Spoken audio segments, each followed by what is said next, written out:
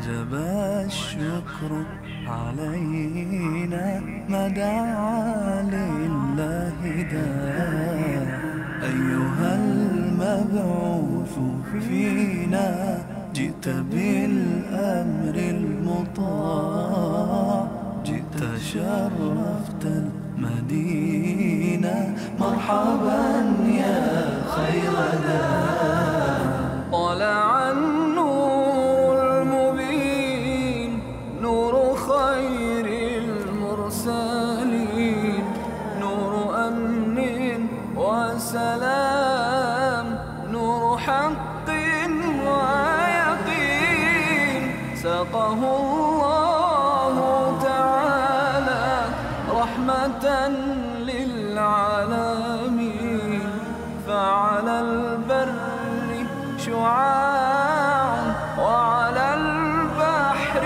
شعاع طلع البدر علينا من ثنيات الوداع وجب الشكر علينا ما دعا لله داع أيها المبعوث فينا جئت بالأمر المطاع جئت شرفت المدينة مرحبا يا خير داع مرسل بالحق.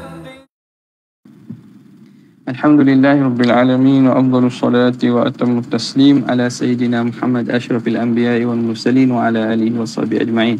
سبحانك لا علم لنا إلا ما علمتنا إنك أنت العليم الحكيم ولا حول ولا قوة إلا بالله العلي العظيم. رب اشرح لي صدري ويسر لي أمري واحلل عقدة من لساني يفقهوا قولي وسدد لساني واهد قلبي بحق سيدنا محمد صلى الله عليه وسلم. اللهم ألهمنا بالعلم وزينا بالحلم وأكرمنا بالتقوى وجملنا بالعافية. اللهم أخرجنا من ظلمات الوهم وأكرمنا بنور الفهم وافتح علينا بمعرفة العلم وحسن أخلاقنا بالحلم وجعلنا مما يستمعون القول فاتبعنا أحسن. الحمد لله رب العالمين. Alhamdulillah, kita bertemu lagi pada pagi ini dalam pembacaan kitab Asy-Syifa bi Ta'rifi Huquqil Mustafa sallallahu alaihi wasallam. Kita berhenti pada muka surat yang ke-673 cetakan yang dipamerkan daripada cetakan Dubai ini pada faslun fi ismatil anbiya'i minal ma'asi qabla nubuwah. Pasal pada menyatakan terjaganya para nabi daripada maksiat sebelum kenabian. Bismillahirrahmanirrahim. Qala al-muallif rahimahullah wa nafa'ana bihi wa bi'ulumihi fid darain amin ya rabbal alamin. Faslun fi ismatil anbiya'i minal ma'asi qabla nubuwah. Pasal pada menyatakan terjaganya para nabi anbiya daripada segala maksiat sebelum daripada kenabian. Qala wa qad ikhtulifa fi ismatihi minal ma'asi qabla nubuwah. Jadi pengarang menceritakan dulu bahawa berlaku khilaf, sungguhnya berlaku khilaf pada ismahnya para nabi, terjaganya para nabi daripada maksiat sebelum kenabian.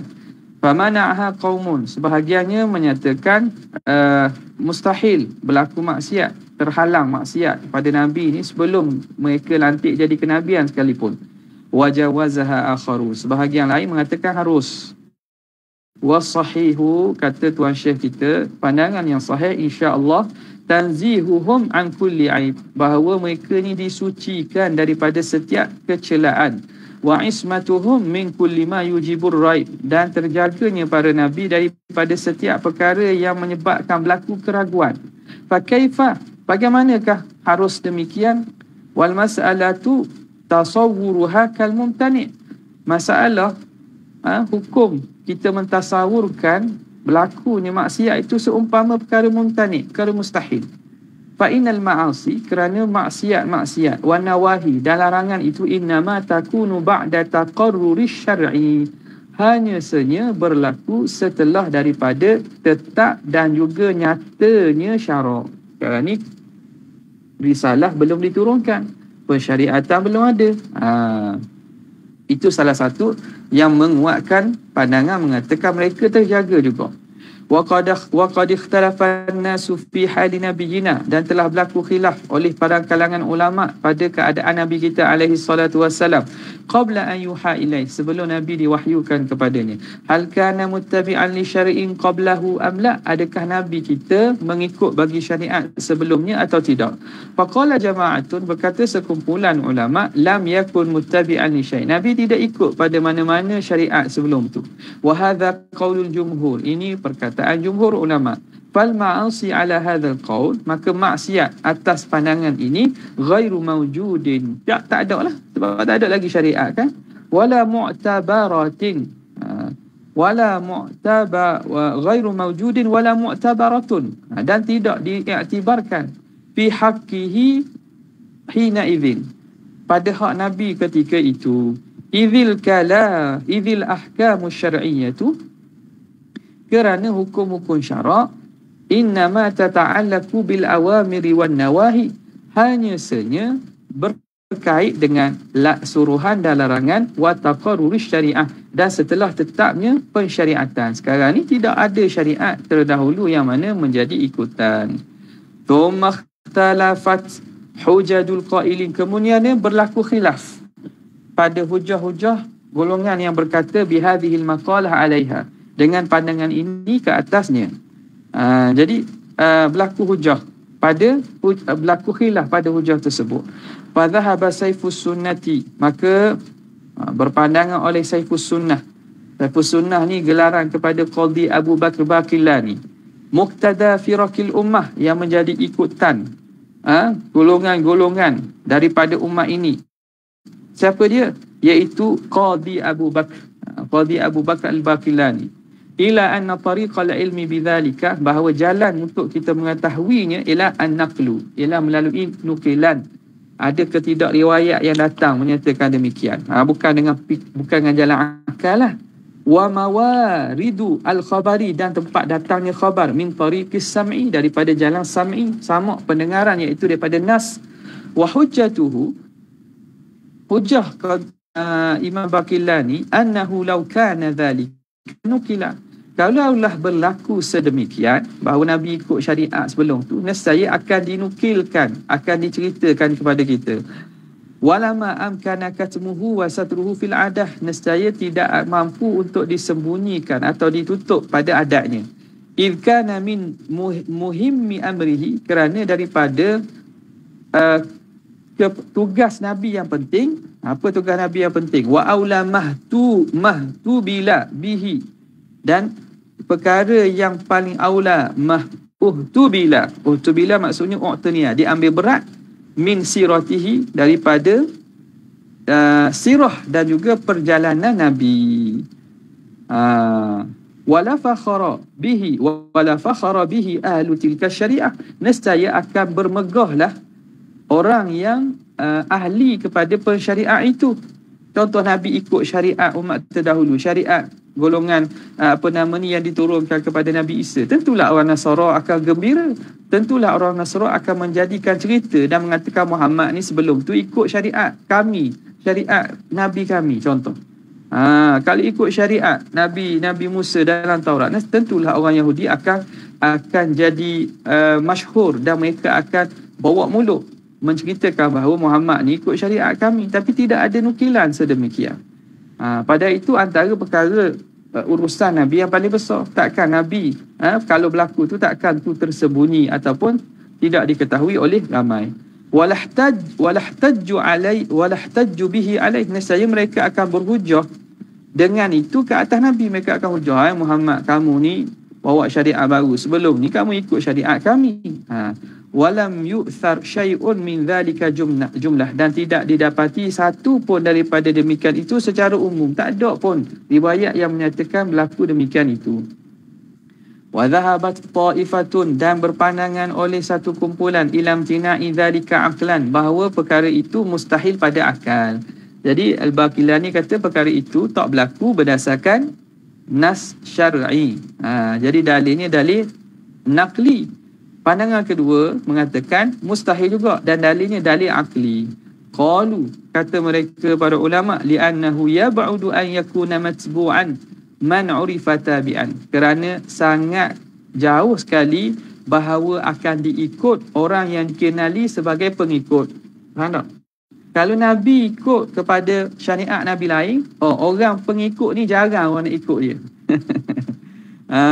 Jadi sangat jauh andaian bahawa orang yang matbu' tu orang yang tabi'.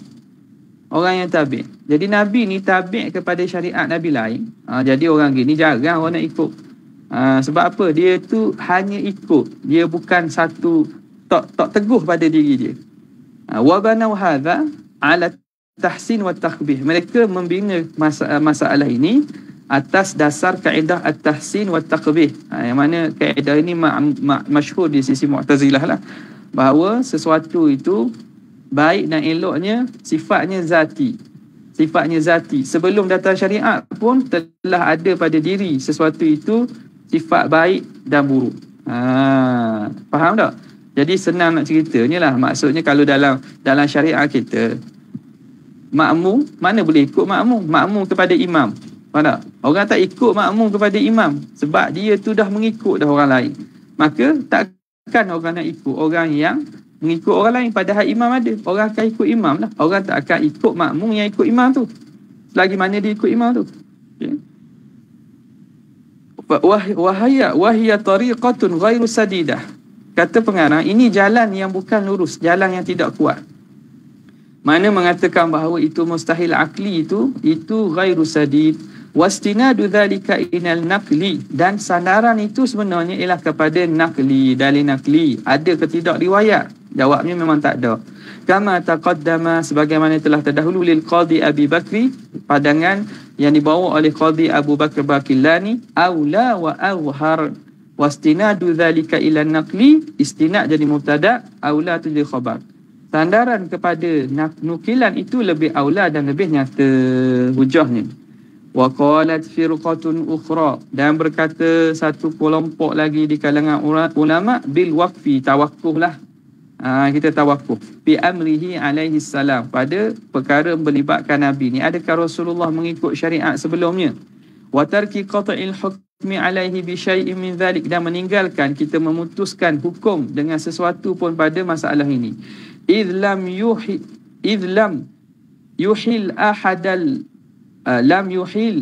ahadal wajhaini minha al-aqlu, kerana tidak memustahilkan mana-mana salah satu daripada dua wajah itu oleh akal. Ai lam yuhil al-aqlu, akal tidak memustahilkan kedua-dua wajah. Mana dari segi hukum akal, mengatakan Nabi ikut syariat Nabi terdahulu pun boleh, nak kata tak ikut pun boleh. Tidak ada sesuatu yang mustahil. Walastabana indana fi ahadihima tariqun naqli, dan tidak nyata di sisi kami pada salah satu dua wajah itu jalan nukilan. Makna tidak ada nukilan yang sahih, yang qat'i, menyatakan mana-mana daripada dua wajah ini. Sama ada yang mengatakan bahawa mustahil ataupun Nabi tak ikut syariat Nabi terdahulu, ataupun mengatakan Nabi ikut.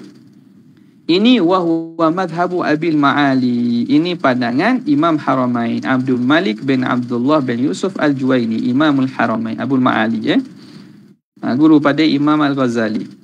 Jadi dia berpandangan dengan pandangan tawakuf lah. Masalah ni kita tak boleh nak pasti.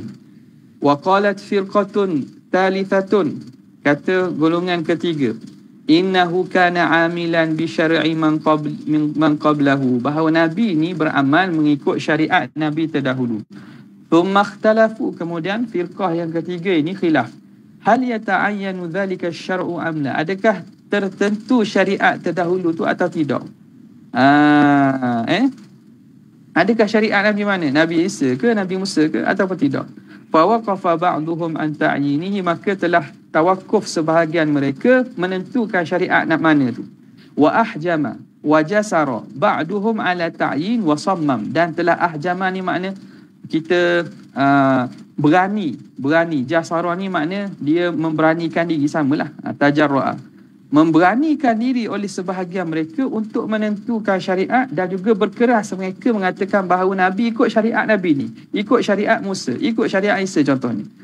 Jadi dalam pecahan golongan ketiga ni pun ada dua dah aliran. Yang mana tawakuf pada menentukan syariat.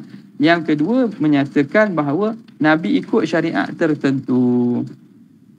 Thumma ikhtalafat hadhil muayyanatu. Kemudian berbeza pula syariat yang diikuti ni. Fi man kana yattabi', siapakah yang Nabi ikut ni? Faqila Nuh, kata mengatakan Nabi ikut syariat Nabi Nuh. Waqila Ibrahim, katanya Nabi ikut syariat Nabi Ibrahim. Waqila Musa, ada kata syariat Nabi Musa. Waqila Isa, ada kata syariat Nabi Isa. Salawatullah alaihim, atas mereka selawat daripada Allah. Fahadhihi jumlatul madhahibi fi hadhil masalah. Inilah himpunan mazhab-mazhab pada masalah ini. Apa? Qadhi'iyah merumuskan dan meringkaskan khilaf yang berlaku pada masalah sebelum Nabi diturunkan wahyu ni, adakah Nabi ikut pada mana-mana syariat Nabi-Nabi terdahulu. Wal adharu fi ma dhahaba ilaihi al-qadhi Abu Bakar. Maka kata tuan Syekh kita, yang lebih zahirnya ialah pandangan yang dibawa oleh Qadhi Abu Bakar Baqillani, iaitu Rasulullah tidak ikut pada mana-mana syariat. Wa ab'aduha madhahibul muayyinina, dan yang paling jauh, maknanya paling lemah lah, paling jauh daripada kebenaran iaitu mazhab-mazhab yang menyatakan tertentu Nabi ikut syariat Nabi tertentu. إذ لو كان شيء من ذلك لنقل كما قدمنا. Kalaulah berlaku sedemikian, nescaya akan dinukilkan cerita dan juga hadis berkaitan dengan perkara itu, sebagaimana telah kita dahulu sebut. Walam yakhfa jumlatan, dan tidak akan tersembunyi secara umum. Wala hujjata lahum fi anna Isa akhirul anbiya, dan tidak ada hujah bagi mereka bahawa Nabi Isa tu akhir para Nabi, maka Nabi kena ikut Nabi Isa. Tak ada. Tidak boleh nak berhujah dengan tu. Falazimat syari'atuhu, maka lazim oleh syariat Nabi Isa man ja'a ba'daha, oleh orang yang datang selepas padanya. Kenapa? Idlam yathbut umumu da'wati Isa, kerana tidak sabit keumuman dakwah Nabi Isa. Dakwah Nabi Isa bukan umum untuk kaum dia. Bali sahih, bahkan pandangan yang sahih, annahu lam yakun linabiyyin da'watun 'ammatun illa linabiyyina sallallahu alaihi wasallam. Pandangan yang sahih bahawa tidak ada bagi seorang nabi pun satu dakwah risalah, dakwah yang umum kecuali kepada nabi kita je. Orang lain, para nabi diutuskan kepada kaum mereka.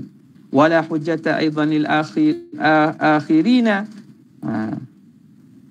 lil akharina, dan tidak ada bagi kelompok lain lil akharina fi qaulihi ta'ala, pada firman Allah Ta'ala. Ni golongan mengatakan ikut Nabi Ibrahim, berhujahkan dengan sabdaan dalam firman Allah Ta'ala, anittabi' millata Ibrahim hanifa, bahawa engkau mengikut millah agama Nabi Ibrahim yang lurus. Wala lil akharina, tidak bagi kelompok lain fi qaulihi ta'ala, syara'a lakum minad dini ma wassa bihi Nuha, Allah mensyariatkan kepada kamu daripada agama apa yang diwasiatkan dengannya oleh akan Nabi Nuh. Nampak? Ni Nabi Nuh pula. Fatuhmalu hadhil ayatu, maka ditanggung makna ayat ini ala tibaihim fi tauhid, pada mengikut mereka pada tauhid je. Jadi apa yang disebut bahawa Nabi ikut Nabi Ibrahim, Nabi Nuh, itu ialah ikut pada tauhid, kerana tauhid para nabi sama saja. Qaulihi ta'ala, ini berdasarkan firman Allah Ta'ala, ulaika alladzina hadallah fabihudahu muqtadih, dan mereka itulah para nabi, orang yang Allah Ta'ala hidayatkan, maka dengan hidayat mereka iqtadih, ikutlah apa yang Tuhan hidayatkan kepada mereka. Apa dia? Iaitu tauhid. Wa qad sammallahu ta'ala fihim man lam yub'ath, dan sungguhnya Allah Ta'ala menyebut di kalangan mereka man lam yub'ath, orang yang tidak dibangkitkan. Walam yakul lahu syari'atun takhussuhu, yang tidak ada kepadanya syariat yang khusus baginya. Ada, Tuhan sebut dalam Quran, ada nabi-nabi yang tak ada syariat khusus. Ka Yusuf bin Yaqub, seperti Nabi Yusuf anak Nabi Yaqub, ala qauli man yaqul innahu laisa birasul, atas pandangan yang mengatakan bahawa Nabi Yusuf ni bukan rasul. Atas pandangan itulah, tapi pandangan kuat dia itu rasul juga. Wa qad samallahu ta'ala jama'atan minhum fi hadhil ayah, dan Allah Ta'ala telah menamakan dan menyebut sekumpulan di kalangan Nabi dalam ayat ini, syara'i'uhum mukhtalifatun, yang mana syariat mereka berbeza. La yumkinul jam'u bainaha, yang tidak mungkin untuk kita himpunkan sekali bahawa mereka satu syariat. Ada ayat yang Tuhan himpunkan sebut para nabi ni, yang mana Tuhan sebut sekali tapi syariat berbeza. Padalla ala annal murada, maka menunjukkan bahawa yang dimaksudkan majtama'u alaih ialah apa yang mereka bersepakat, mereka tu bersama di atasnya, minat tauhid, daripada ketauhidan, wa ibadatillahi ta'ala, dan juga beribadat menyembah Allah Subhanahu wa taala. Wa ba'da hadza, kemudian setelah ini, fahal yalzamu man qala bi man'il ittiba'i hadzal qawlu fi sairil anbiya, adakah lazim orang yang mengatakan dengan mustahilnya mengikut, man'i ittiba', terlarangnya mengikut, ikut apa ni? Ikut seorang nabi akan syariat nabi lain ni. Fahal yalzamu hadzal qaul, jadi fa'il kepada yalzamu. Adakah lazim pandangan ini juga berlaku fi sairil anbiya, pada sekalian nabi-nabi lain, ghairi nabiyina alaihi salatu wassalam, selain daripada nabi kita, au yukhalifuna bainahum, ataupun berbeza di antara mereka. Adakah maknanya seorang nabi itu berlaku ke tidak mengikut nabi lain? Nabi kita tak berlakulah, pandangan yang kuatnya tadi. Adakah ini juga pandangan ini berlaku pada nabi-nabi lain? Amma man mana'a littiba'a aqlan, adapun orang yang menghalang, memustahilkan berlaku mengikuti kepada syariat nabi lain itu pada akal, iaitu Mu'tazilah, fayattaridu asluhu, maka jadi ittirad, konsisten dan juga jadi selaras kaedah asal mereka, fi kulli rasulin bila miryah, tanpa ragu-ragu. Jadi mereka mengira para rasul lain pun samalah. Sebab pada mereka kemustahilan itu mustahil pada akal. Masalah apa nama ni, hujah ni beri perhatian sikitlah. Takut memang payah sikit ni. Wa amma man mala ila naqli, adapun golongan yang cenderung kepada penghujahan tu ialah pada dalil naqli, ada ke tidak nukilan periwayatan. Fa ainama tusawwira lahu wa tukurrira ittaba'ahu, apabila di sana adanya tasawur dan juga adanya huraian, maka kena ikut. Maknanya kalau ada dalam nukilan menyatakan Nabi ini ikut syariat Nabi ini, maka terimalah. Tak, Nabi ini pada tasawurnya atau pada pada riwayatnya bahawa dia ikut agama atau syariat ayah dia, maka diterimalah pada Nabi itu. Fa ainama tusawwira lahu aw tukurira ittaba', maka dia akan ikut. Wa man qala bil waqfi, mereka yang berpandangan dengan tawakuf pula, fa'ala aslihi, maka kekal di atas asal kaedah mereka, tawakuf lah. Orang Nabi lain pun tawakuf juga. Wa man qala bi wujuli ittiba', dan orang yang mengatakan wajib mengikut itu, liman qablahu, bagi nabi yang sebelumnya, yaltazimuhu bimasaki hujjatihi fi kulli nabiyyin, maka lazim lazim dengan masak ni makna keserasian hujah tu dengan nabi-nabi lain pun sama. Kalau pada Nabi Muhammad dia kata wajib juga, maka nabi lain pun samalah. Jadi kaedah ni mutarik pada setiap kelompok lah, berdasarkan pandangan mereka. Faslun fi hukmi sahwi wan nisyan fil wazaif syar'iyyah, pasal pada menyatakan lupa, tak teringat pada perkara-perkara syariat. Hadza hukmu ma takunul mukhalafatu fihi min al-a'mal an qasdin, ini hukum yang mana menyalahi padanya daripada perkara-perkara itu, an qasdin, daripada menyalahi perkara-perkara itu yang melibatkan amalan itu dengan sengaja, an qasdin. Wa huwa ma yusamma ma'siyatan, iaitu perkara yang dinamakan maksiat. Wa yadkhulu tahta taklif, dan duduk dan letak di bawah taklif. Wa amma ma yakunu bi ghairi qasdin wa ta'ammudin, adapun perkara yang bukan dengan berlaku secara qasad, wa ta'ammudin, bukan dengan sengaja, kasahwi, seperti Mana tadi hadza hukmu, ini juga hukum. Hukum kalau benda buat dengan sengaja mustahil lah.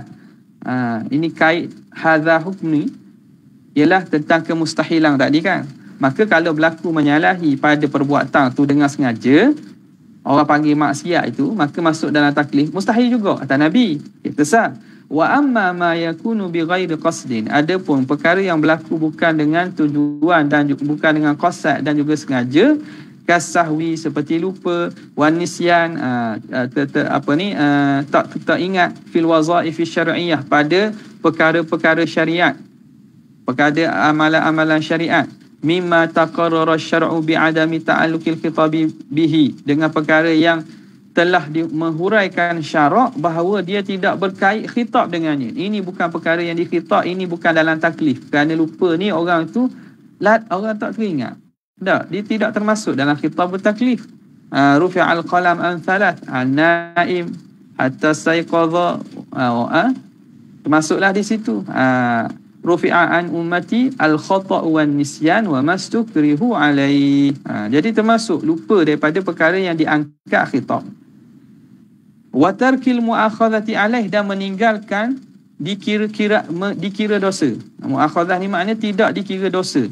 Fa ahwalul anbiya, maka hal keadaan para nabi alaihi wassalatu wassalam fi tarkil mu'akhadhati bihi, pada meninggalkan tidak dikira dosa dengannya. Wa kaunihi laisa bima'siyah, dan keadaan perkara itu bukan maksiat, lahum bagi mereka, ma'a umamihim, beserta umat-umat mereka, sawaun, sama saja. Ahwalul anbiya wa kaunuhu laisa bima'siyah, baca wa kaunuhu fa ahwalul anbiya wa kaunuhu laisa bima'siyah sawaun ma'a umamihim, sama aja, para nabi dan para umat pun sama sahaja. Okey. Thumma dhalika ala naw'ain, kemudian perkara itu boleh dipecahkan kepada dua. Ma tariquhul balagh, perkara yang jalannya ialah dengan cara balagh. Balagh ni menyampaikan. Wa taqrirus syar'i, dan menghuraikan syarak. Wa ta'alluqul ahkam, dan perkaitan hukum. Wa ta'limul ummati bil fi'li, dan mengajar umat dengan perbuatan. Wa akhdhuhum bittiba'ihi fihi, dan mengambil para umat supaya mengikut Nabi pada perkara itu. Wa ma huwa kharijun, yang kedua, wa ma huwa kharijun an hadza, perkara yang luar daripada ini, mimma yahtassu bi nafsi, daripada perkara yang khusus dengan diri Nabi. Okey. Jadi dua, mana dua? Pertama tadi benda yang berkait dengan balagh, risalah yang nak disampaikan, huraian syarak, hukum hakam, mengajar umat dengan perbuatan. Itu satu. Yang kedua ialah perkara yang bukan segi aspek balagh, benda yang bukan berkaitan dengan syariat, bukan berkaitan dengan wahyu yang nak disampaikan, yang berkait dengan diri Nabi, pekerjaan ehwal harian Nabi. Nampak? Dua lah tu. Yang pertama, wa ammal awwalu, adapun yang pertama, fa hukmuhu 'inda jama'atin minal ulama, maka hukumnya di sisi sekumpulan para ulama, hukmus sahwi fil qaul, hukum terlupa dan lalai pada perkataan. Alhamdulillah. Fi hadzal bab, pada bab ini sama. Mana? Mustahil berlaku lupa pada perkataan dan penyampaian Nabi tentang syariat Allah Ta'ala kan? Maka sini pun sama. Pada perbuatan pun sama. Wa qad dzakarna al-ittifaqa 'ala imtina'i dzalika, telah kita sebutkan bahawa kesepakatan atas mustahilnya berlaku itu bi haqqin Nabi sallallahu alaihi wasallam, pada hak Nabi. Maka perkataan pun mustahil Nabi terlupa dalam masalah wahyu, sebab ini Nabi perlu sampai. Maka perbuatan pun sama. Perbuatan yang melibatkan syariat itu mustahil. Wa ismatihi min jawazihi, dan terpelihara Nabi daripada keharusan perkara itu atas Nabi, qasdan aw sahwan, secara sengaja atau terlupa. Wa kadzalika, demikianlah, qalu, mereka berkata, al af'alu fi hadzal babi la yajuzu turuul mukhalafati fiha, perbuatan-perbuatan yang termasuk dalam bab ini tidak harus kedatangan mukhalafah, menyalahi pada perbuatan itu. La amdan wala sahwan, tidak dengan sengaja, tidak dengan lupa. Li'annaha bi ma'nal qawli min jihati tablighi wal ada, kerana perbuatan itu sebenarnya seumpama makna penyampaian perkataan, daripada aspek penyampaian dan juga perlu Nabi lakukan. Nampak? Jadi sebagaimana mustahilnya berlaku lupa pada penyampaian wahyu melalui perkataan, maka demikianlah juga menyampaikan syariat dan wahyu melalui perbuatan. Sama je. Wa turu hadhihi al-awaridi 'alaiha yujibu tashkika, dan kedatangan sifat-sifat awarid ini, sifat-sifat yang mendatang, lupa dan seumpamanya ini, mendatangkan dan menyebabkan berlaku tashkik, berlaku keraguan. Wa yusabbibul mata'ina, dan menyebabkan berlaku celaan-celaan dan juga cecaan-cecaan. Orang akan tuduh. Oh, Nabi ni dia buat ni betul ke tak ke lupa? Nampak? Wa'tadharu, dan mereka mencari keunzuran, mencari sebab uzur, alasan an ahadithis sahwi, berkait dengan hadis-hadis yang menceritakan berlaku lupa Nabi itu. Bitaujihatin nadhkuruha ba'da hadha, dengan beberapa pemahaman yang kami akan sebut selepas ini. Wa ila hadha mala Abu Ishaq al-Ispiraini, kepada pandangan inilah cenderung oleh Ustaz Abu Ishaq al-Ispiraini. Kemudian katanya wa dhahaba al-aktharu, telah berpandangan ramai minal fuqaha wal mutakallimin, daripada ulama-ulama fiqh dan ahli kalam, ila annal mukhalafata fil af'alil balaghiyah, bahawa menyalahi pada perbuatan yang berbentuk balaghiyah, berbentuk wahyu, nak sampaikan wahyu dari risalah, wal ahkami syar'iyyah, dan hukum syarak, sahwan, berlaku dengan lupa, wa an ghairi qasdin minhu, dan bukan dengan sengaja daripada Nabi, jaizatun alai, harus. Sebahagian ramai mengatakan harus. Kama taqarrara min ahadithis sahwi fi shalah, sebagaimana telah maklum daripada hadis lupa Nabi dalam sembahyang. Wa farraqu baina dhalika wa bainal aqwal al balaghiyah, dan mereka ini membezakan antara lupa pada perbuatan dan antara lupa pada aqwal al-balaghiyah, perkataan-perkataan yang perlu disampaikan, wahyu ni, perkataan bentuk wahyu ni.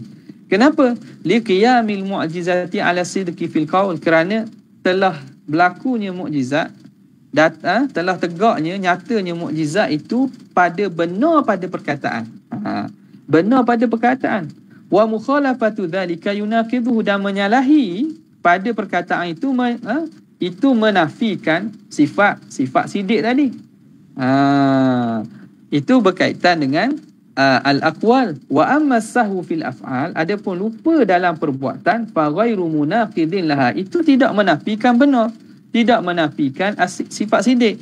Wala qadhim fi nubuwah, dan itu tidak mencacatkan pada kenabian. Bal ghalatatul fi'li, bahkan itu kesilapan pada perbuatan, wa ghafalatul qalbi, dan juga kelalaian hati, min simatil bashar.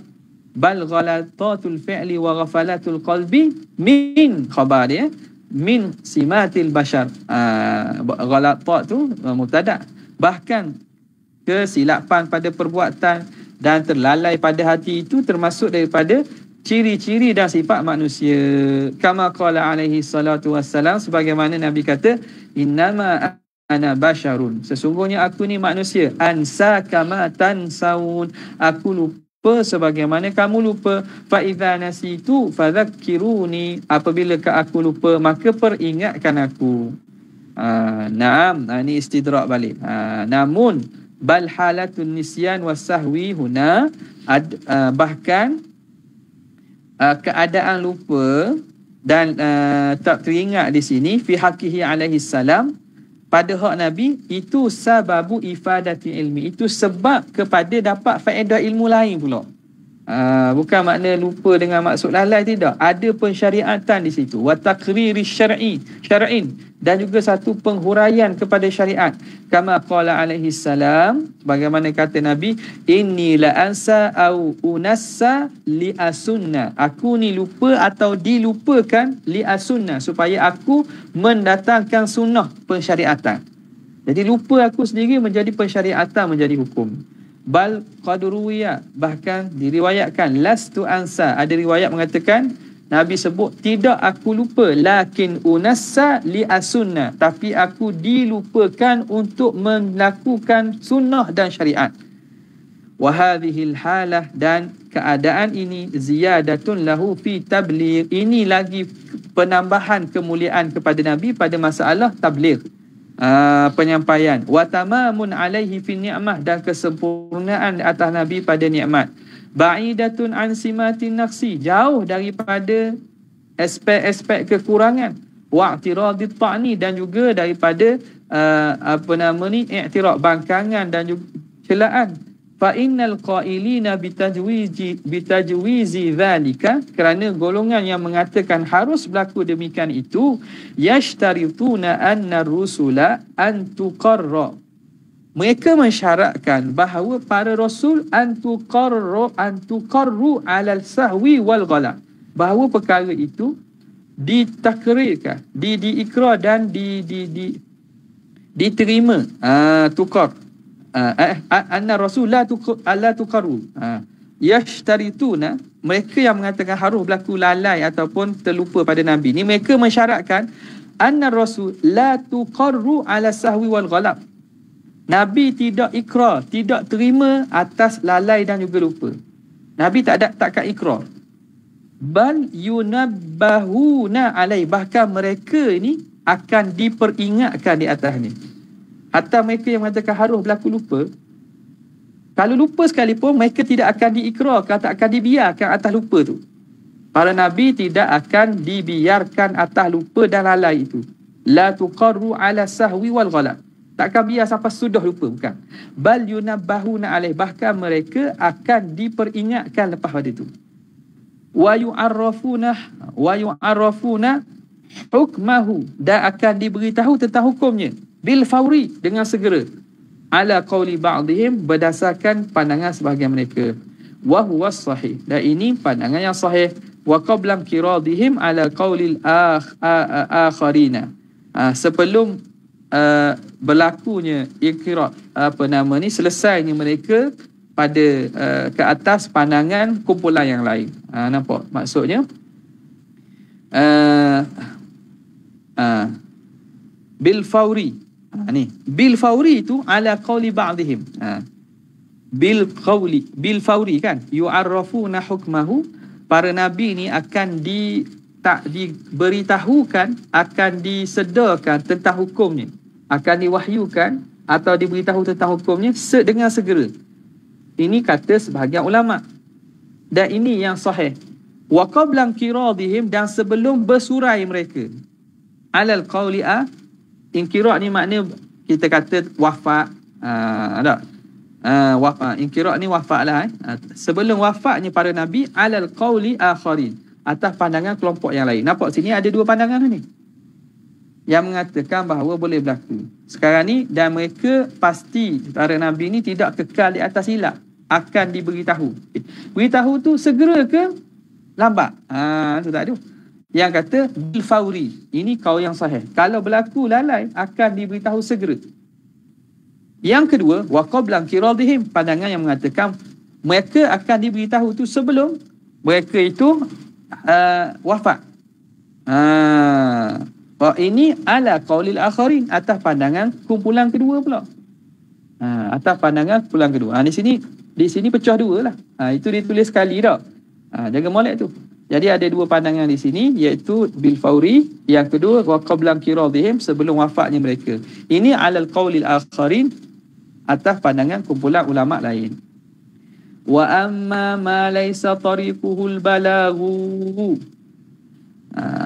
adapun perkara yang bukan daripada jalanan balag, bukan daripada perkara yang berbentuk wahyu yang nak disampaikan, wala bayanil ahkam, bukan perkara menerangkan tentang hukum, min af'alihi alaihi salatu wassalam, daripada perbuatan Nabi, wa ma yakhtassu bihi min umuri dinihi, dan perkara yang khusus daripada urusan agamanya, wa adhkari qalbihi, dan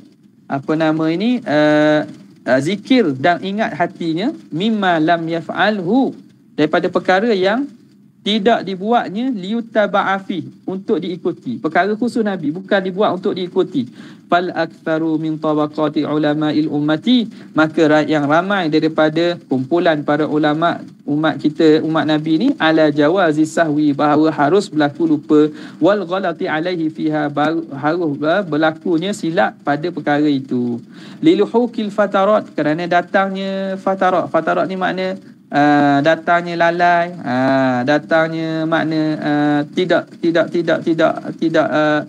dalam keadaan itulah ada fatara lalai, letih dan seumpamanya, wal ghafalat dan lalai bi qalbihi dalam hati, sifat manusia lah.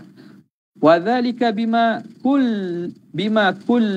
kullifahu min muqasati al-khalqi, dan demikian itu berlaku kerana apa yang ditaklifkan ke atas Nabi daripada muqasatil khalqi, mendepani sikap-sikap keras makhluk ni. Nabi kan kena dakwah, dakwah dengan orang ramai, dakwah dengan orang Quraisy. Jadi itu semua kadang-kadang mengganggulah, mengganggu ataupun menyebabkan jadi terlalai dan seumpamanya. Wa siyasatil ummah, dan mengurus tadbir umat. Wa mu'anatil ahli, dan mengambil berat tentang ahli keluarga. Wa mulahadhatil a'da, dan memerhatikan musuh.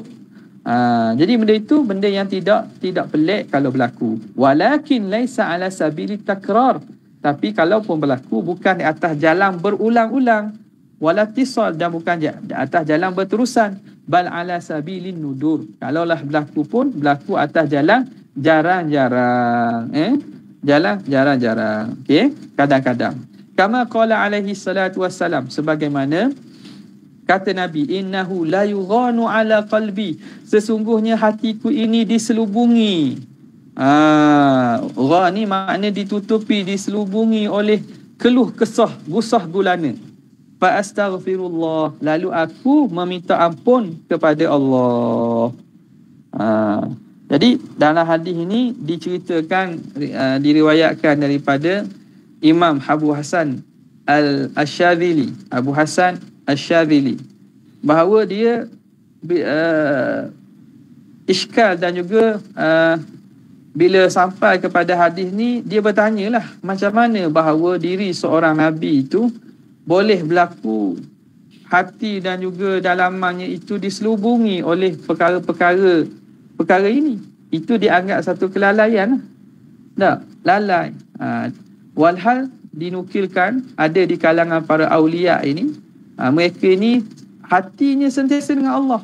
Jadi takkanlah Nabi ini keadaannya lebih rendah daripada para wali ni. Maka jadi iskal lah, macam mana boleh berlaku lalai pada diri Rasulullah SAW. Sehinggalah beliau bermimpi bertemu dengan Nabi SAW. Nabi kata kepada Abu Hasan Asy-Syadzili, ya Ali, nama dia Ali kan, nama Abu Hasan Asy-Syadzili Ali, ya Ali, ghainul anwar la ghainul aghyar. Jadi Nabi kata ke dia, selubung dan juga meliputi hati Nabi itu ghainul anwar, itu tutupan dan selubungi perkara yang cahaya yang menyelubungi hati Nabi.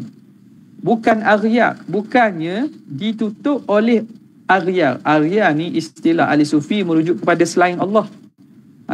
Makna bukan kerana perkara-perkara lain daripada Allah Ta'ala, tapi apa nama ini, tutupan itu ghainul anwar, tutupan cahaya.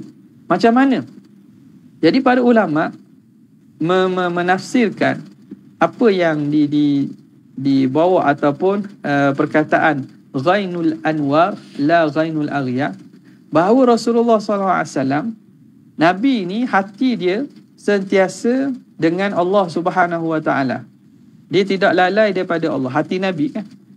Sebab itu makna dalam hadis lain Nabi sebut al-anbiya tanamu a'yunuhum, hati mereka itu tidur, mata mereka tidur, wala tanamu qulubuhum, tapi hati mereka tidak tidur. Mata mereka tidur tapi hati mereka tidak tidur. Hati mereka sentiasa dalam muraqabah dan musyahadah kepada Allah Subhanahu Wa Taala. Jadi yang dalam hadis ini, bahawa hatiku diselubungi, lalu astaghfirullah, lalu aku minta ampun.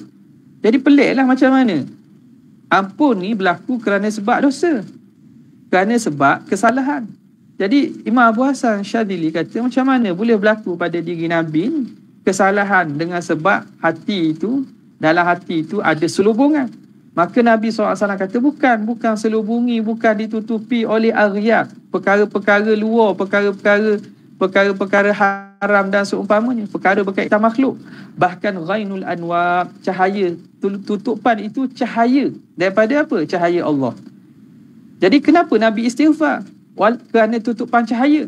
Ini kerana kedudukan Nabi dekat.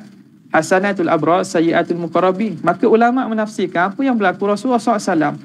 Hubungan dia dengan Allah itu memanglah dia sebagai hamba Allah sentiasa bermunajat dan tidak putus hatinya dengan Allah Ta'ala. Dalam masa yang sama, dia perlu menunaikan tanggungjawab, taklif dia menyampaikan wahyu kepada umat. Dalam menyampaikan wahyu kepada umat. Jadi oleh kerana Nabi ada dua perkara yang Nabi perlu untuk buat kedua-duanya, iaitu hablum minallah, hablum minannas. Maka kerana mungkinlah kadang-kadang dia terlampau asyik dan juga diselubungi oleh nur cahaya Allah Ta'ala, dia bimbang takut dia terlalai daripada menunaikan haknya kepada hamba, kepada makhluk, kepada umat. Bimbang kerana takut dalam keadaan dia menunaikan haknya sebagai hamba kepada Allah, ubudiyah kepada Allah, dia takut-takut bimbang cuai daripada melaksanakan tugasnya kepada makhluk. Lalu dia minta ampun kerana itu, bukan kerana dosa. Jadi ghain itu, selubungi itu atau tutupan itu bukan tutupan kerana lalai daripada Allah, tapi kerana Nabi bimbang bahawa apabila dia dalam keadaan beribadat pada Allah, dia bimbang takut dia berlaku mana-mana perkara berkait dengan risalah yang perlu disampaikan. Walhal tak berlaku pun. Jadi begitulah ulama kata, orang yang dekat dengan Tuhan ni, benda yang bukan salah pun mereka anggap salah. Hasanatul abrar, sayyiatul muqarrabin. Lalu Nabi SAW istighfar kerana itu. Jadi bukan istighfar kerana dosa atau silap, tapi istighfar kerana untuk menaikkan maqam Nabi.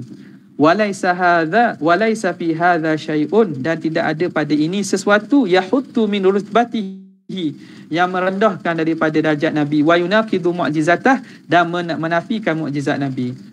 Itu pandangan dia. Itu pandangan pertama. Wa dhahabat ta'ifatun ilal man'i sahwi wan nisyan, dan berpandangan sebahagian kumpulan ulama bahawa terlarang berlakunya lalai lupa wal ghafalat, lalai ini wal fatarat, kita panggil lalai hati, fi haqqihi alaihi salatu wasallam jumlatan, mustahil berlaku secara umum. Ini pandangan pertama, kata harus kan, berdasarkan sabdaan Nabi, apa yang Nabi cerita. Pandangan kedua mengatakan mustahil, wa huwa madhhabu jama'atil mutasawwifah. Ini pandangan sekumpulan ulama ahli sufi macam kita sebut tadi, wa ashabi ilmil qulub, dan golongan orang yang mahir atau membicarakan ilmu hati, wal maqamat, dan maqam-maqam dalam tasawuf. Walahum fihi al ahadith, dan mereka pada hadis-hadis ini madhahibu, ada beberapa mazhab dan pandangan, nadhkuruha, nanti kita akan sebutlah insya-Allah, ba'du, akan sebut lepas ini. Antara takwil tadilah. Bahkan apa yang zahirnya nampak seakan berlaku kelalaian, itu bukan lalai kerana lupa pada Tuhan, tapi itu kerana lalai kerana bimbang bahawa Nabi SAW tidak menunaikan hak yang sepatutnya. Wallahu ta'ala a'la wa alam. Kita berhenti sini untuk hari ini. Esok tak ada lah. Esok kita ada di Masjid Kebaikan, insya-Allah ta'ala. Ada soalan? Saya tidak ada, sekadar ini saja untuk kali ini. Wabillahi taufiq hidayah. Assalamualaikum warahmatullahi wabarakatuh. Ada soalan? Apa dia? Panjang ke tak?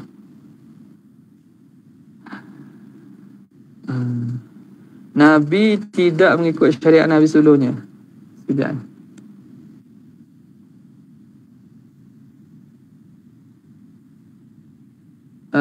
Pada Nabi tidak mengikut syariat Nabi sebelumnya, maka bagaimana solat baginda sebelum Nabi dimi'rajkan untuk disyariatkan solat?